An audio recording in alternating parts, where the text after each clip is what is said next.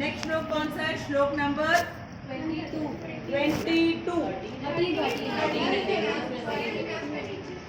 Sorry 11 के बाद 13 है, ठीक है। इसका अर्थ जो है रौनक बताएंगे। देहिनो अस्मिन् यथा देहे कौमारं यौवनं जरा तथा देहान्तरः प्राप्ते धीरस्तत्र न मुह्यते। देहिनो अस्मिन् यथा देहे। अच्छा एक बात बताओ, आवाज तो मुझे यहाँ आ नहीं रही है और वहाँ पे ग्रुप में श्लोक का रेसिटेशन होना है, प्ले चलता रहेगा, बीच बीच में श्लोक आएंगे, आवाज आपकी नहीं आएगी तो कैसे पता चलेगा? देहिनो अस्मिन् यथा देहे कौमारं यौवनं जरा तथा देहान्तरः प्राप्ते धीरस्तत्र न मुह्यते। Again together. देहिनो अस्मिन् यथा देहे कौमारं यौवनं जरा तथा देहान्तरः प्राप्ते धीरस्तत्र न मुह्यते। Once again. देहिनो अस्मिन् यथा देहे कौमारं यौवनं जरा तथा देहान्तरः प्राप्ते धीरस्तत्र न मुह्यते। बोलो रौनक। जिस प्रकार शरीरधारी आत्मा वर्तमान शरीर में बाल्यावस्था से तरुणावस्था और वृद्धावस्था में निरंतर अक्सर होती रहती है, उसी प्रकार मृत्यु के पश्चात आत्मा दूसरे शरीर में चली जाती है। ये व्यक्ति ऐसे परिवर्तन से मुक्त प्राप्त होता है। ये व्यक्ति का अर्थात जो कृष्ण भावना मृत में लीन हो और उसका मन स्थिर हो। जिसका मन स्थिर हो, जिसको ज्ञान होगा। हाँ बेटा, कोई बात नहीं, कोई बात नहीं, अच्छी बात है, उसको यही तो बताना है वहां पे, ठीक है। धीर किसको कहते हैं मालूम? जो शांत रहता है। शांत कौन होता है? जिसको रियलिटी का पता होता है, वो मोहित नहीं होता है। मोहित का मतलब है विचलित हो जाना, ठीक है। तो देहिनो अस्मिन् यथा देहे कौमारं यौवनम जरा, ठीक है। हम जो है कोई शरीर में एंटर करते हैं, पहले कुमार अवस्था होती है, उसके बाद फिर यौवन में आते हैं, उसके बाद वृद्धावस्था में। तो ये नेचुरल प्रोसेस है। और जो धीर व्यक्ति होता है, नॉलेजेबल होता है, वो इस चेंजेस से कभी भी विचलित नहीं होता, डिस्टर्ब नहीं होता है, शांत रह करके अपना काम करता है, ठीक है। भगवान ने अर्जुन को इसलिए कहा क्योंकि वो चाहते हैं कि अर्जुन धीर बने, और अर्जुन तो एक्चुअल में धीर है, लेकिन वो तो केवल मोहित होने का नाटक कर रहे ताकि हमको समझ में, ठीक है। अब कौन सा श्लोक आ गया? 22 आ गया। ओके, 22 पहले और 23 बाद में है ना।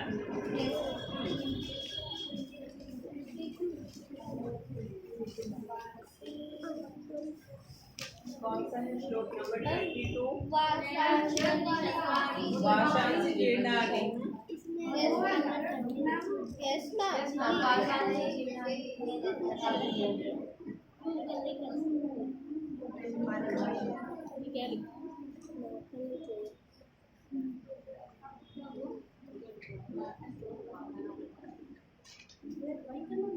हाँ, ओके। वासांसि जीर्णानि यथा विहाय नवानि गृह्णाति नरोपराणि तथा शरीराणि विहाय जीर्णानि अन्यानि संयाति नवानि देहि। फिर से वासांसि जीर्णानि यथा विहाय नवानि गृह्णाति नरोपराणि तथा शरीराणि विहाय जीर्णानि अन्यानि संयाति नवानि देहि। नहीं Priyanshi, you are right, because पहले श्लोक नंबर 23 बोला गया है, बाद में श्लोक नंबर 22 बोला गया। वहाँ पे तो वही सीरीज हम लोग लेंगे, यहाँ पे सिर्फ प्रैक्टिस। हाँ, पहले नैनक छिंदंती बोला गया। चलो एक और बात। वासांसि जीर्णानि यथा विहाय नवानि गृह्णाति नरोपराणि तथा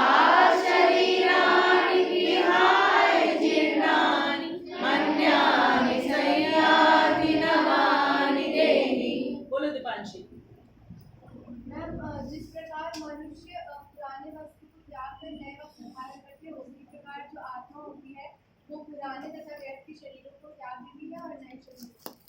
ठीक है, यही प्रोसेस है। जैसे हम लोग पुराने वस्त्र त्याग देते हैं, अभी होली के पहले खूब पत्ते गिर रहे थे, ठीक है, उसके बाद एकदम नए नए सॉफ्ट सॉफ्ट जो है लीव्स आ गए, ठीक है, कोमल कोमल पत्तियां आ गई, तो नए कपड़े पहन लिए पेड़ों ने भी। उसी तरीके से जब ये शरीर हमारा बिल्कुल पुराना हो जाता है, बूढ़ा हो जाता है, बीमार हो जाता है, फिर ये शरीर किसी काम का नहीं होता है, तो आत्मा क्या करती है, इसको त्याग करके उसको एक नया शरीर दे दिया जाएगा। ठीक है, यही प्रोसेस है देह का, जो है अंतर होना, ठीक है, चेंज आना देह में। हम तो वही रहते हैं लेकिन देह में चेंज आता है। ठीक, अच्छा, इसके बाद क्या है, श्लोक नंबर 23। नैनम छिन्दन्ति शस्त्राणि नैनम दहति पावकः न चैनम क्लेदयन्त्यापो न शोषयति मारुतः। फिर से, नैनम छिन्दन्ति शस्त्राणि नैनम दहति पावकः न चैनम क्लेदयन्त्यापो न शोषयति मारुतः। कौन बताएगा, बताओगे? अरे वाह, पाठ बताएगा, तो बोलो बेटा। आत्मा ना ही जल सकती है, ना ही जलाई जाती है, शस्त्र से काट नहीं सकते, काटा नहीं जा सकता, जल से भिगोया नहीं जा सकता, भिगोया नहीं जा सकता, गीला नहीं किया जा सकता है, और हवा से सुखाया नहीं जा सुखाया नहीं जा सकता है। ठीक है, हाँ हाँ, ठीक है। अभी उन्होंने टाइम चेंज कर दिया है और आप ग्रुप में हो ना? नहीं नहीं, मैंने उसमें लिखा था 10 बजे लिखा था मैंने।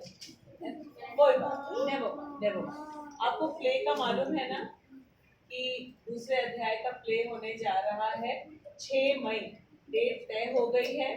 और ये कोठारी बंधु से जब बुलाकी अड्डे जाते हैं तो राइट हैंड साइड पे एक नवयुग पब्लिक स्कूल है, मधुबन मैरिज हॉल है, हाँ बहुत पास में है, वेरी वेरी इजी लोकेशन, आराम से आप आ जाओ। ठीक है, 6:30 जो है हम लोगों ने प्ले का सोचा हुआ है 6 मई को, सबके पास इन्विटेशन है, तो प्ले तो आप देखने के लिए आओगे ही, और बच्चों को जो है हम पार्टिसिपेट कराएंगे श्लोक रेसिटेशन में और प्ले में, डांस वगैरह है सब में।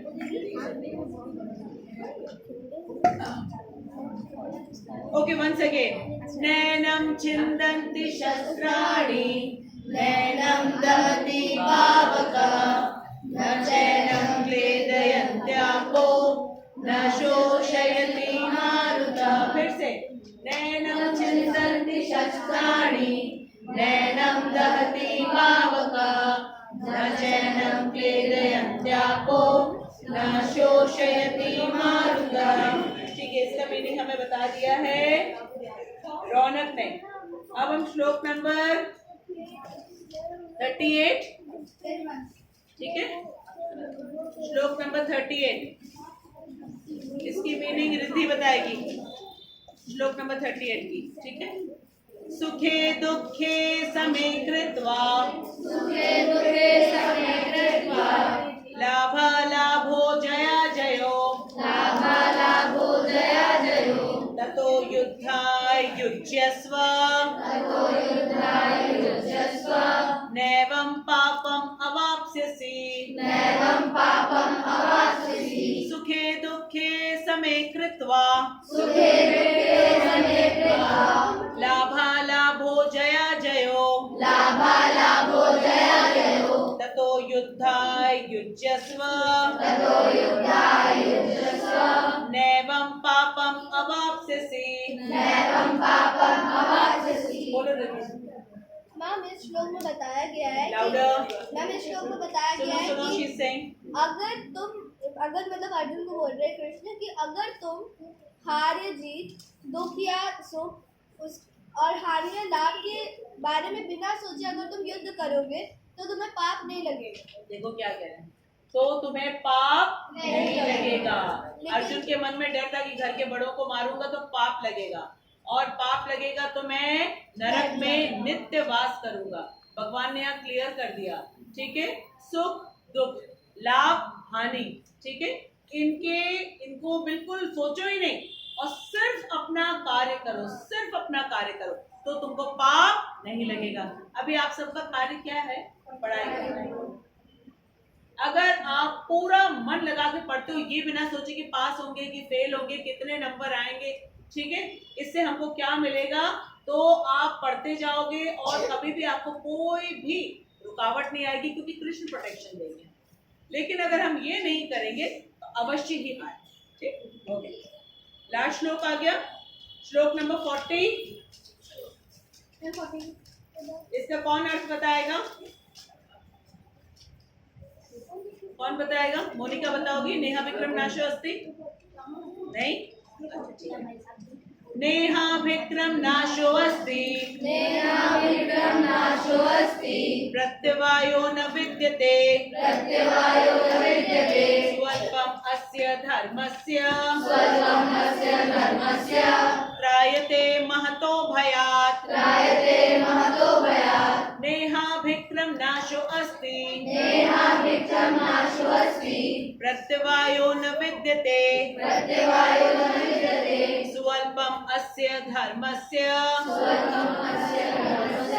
त्रायते महतो भयात्। दीपांशी बोलो। नेहा विक्रम नाशो अस्ति, प्रत्यवायो न विद्यते, सुअल्पम।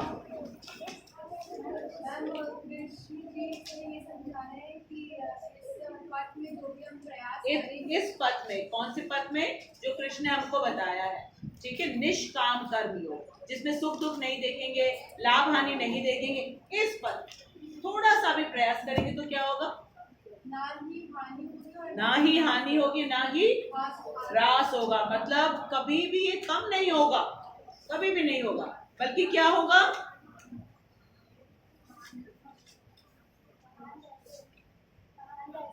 महान भय से रक्षा होगी। महान भय क्या होता है हमारा? कि हमारा पतन हो जाएगा, पाप लगेगा हमको, ये महान भय होता है सबको।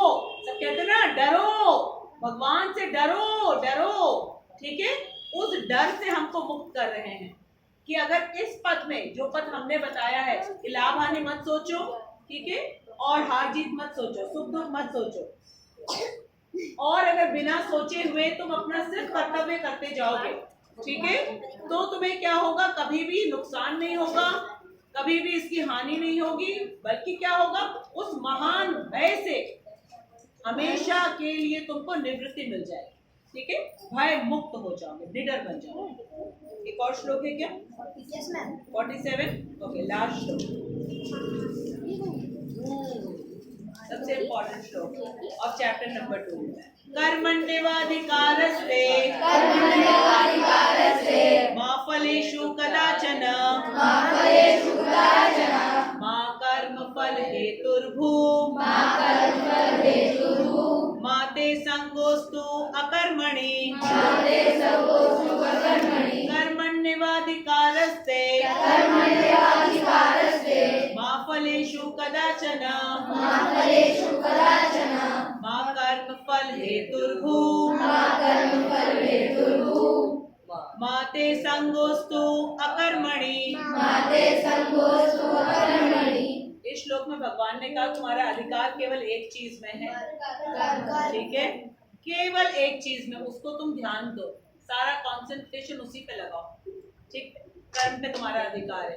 कर्म का जो फल होता है, अर्जुन सोचे कि क्यों नहीं अधिकार हो जब हम कर्म कर रहे हैं, तो भगवान ने कहा फल पे तुम्हारा अधिकार नहीं है, वो मैं तुमको दूंगा, ठीक है, इसलिए तुम उसके बारे में मत सोचो। और ये भी नहीं सोचो कि जब हमको फल नहीं मिलेगा, ठीक है, तो मैं क्या कर्म को क्यों करूं, ठीक है।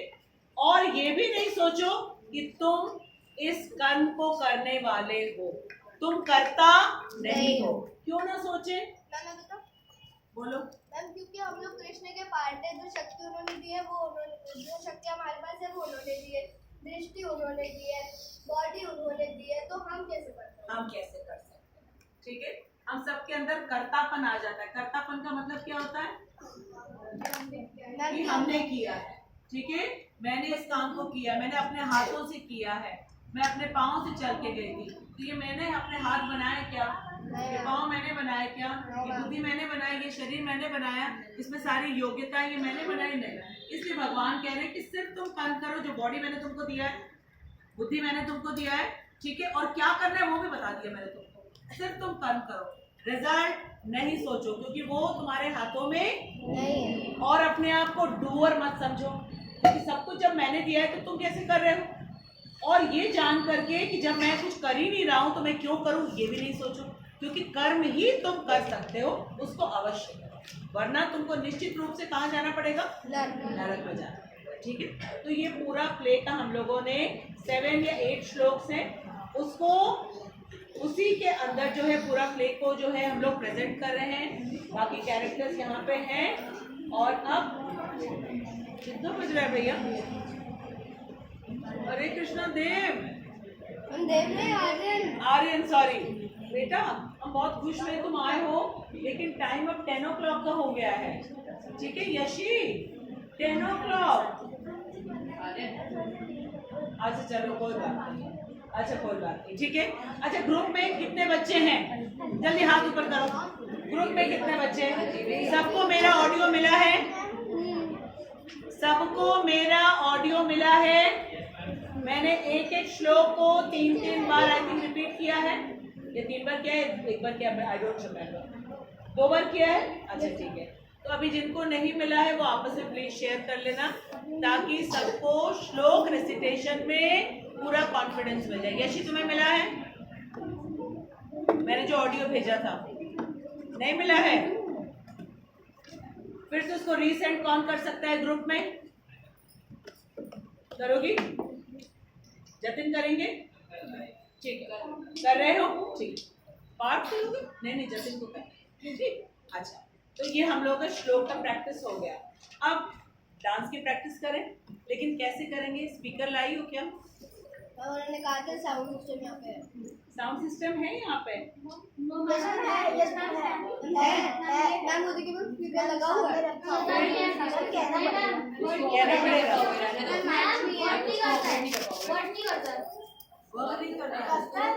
नहीं करता है, वायर से ज्वाइन है ना, अपने अपर से ज्वाइन